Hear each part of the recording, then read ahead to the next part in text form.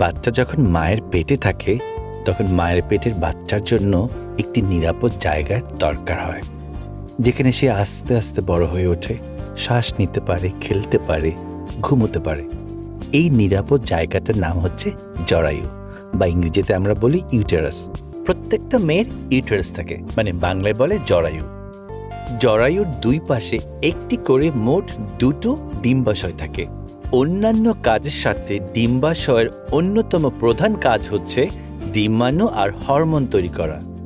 প্রতিটা মেয়ে জন্মের সময় লাখ লাখ ডিম্বাণু নিয়ে জন্মগ্রহণ করে, যা ডিম্বাশয়ে থাকে। এগুলোর আকার এতই ছোট যে খালি চোখে দেখা যায় না। একটা ডিম্বাশয় থেকে বয়ঃসন্ধির নির্দিষ্ট একটা সময়ে একটা করে ডিম বের হয়ে আসে। এই ডিমটি ফেলোপাইন টিউব দিয়ে বের হয়ে জরায়ুতে আসে।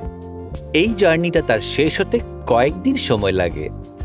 আর এর সাথে সাথে ডিম্বাশয় থেকে বের হয়ে আসা হরমোনের সাহায্যে জরায়ুর ভিতরে এই 3টি মোটা লেয়ার হতে শুরু করে। এই মোটা লেয়ারটা তৈরি হয় যাতে মায়ের পেটের বাবুর জন্য একটা আরামদায়ক ও সুরক্ষিত থাকার জায়গা হয়।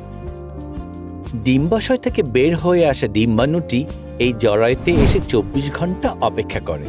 এই 24 ঘন্টায় জরায়ুতে থাকা ডিম্বাণুটি শুক্রাণুর সাথে মিলিত না হলে বা ফার্টিলাইজড না হলে ডিম ভেঙে যায়।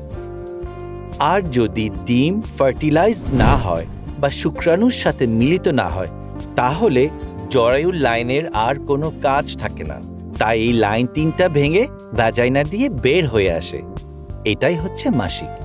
আর যদি ডিম্বাণুটি শুক্রাণুর সাথে মিলিত হয়, তাহলে এই ডিম্বাণু থেকে বেবি হতে থাকে। আর বেবিটাও একটা নির্দিষ্ট সময়ে তার মায়ের পেট থেকে ভ্যাজাইনা দিয়ে পৃথিবীতে আসে। তার মানে মেয়েদের ভ্যাজাইনা দিয়েই পিরিয়ডের রক্ত বের হয়, আবার ভ্যাজাইনা দিয়েই মায়ের পেট থেকে পৃথিবীতে বাচ্চা আসে।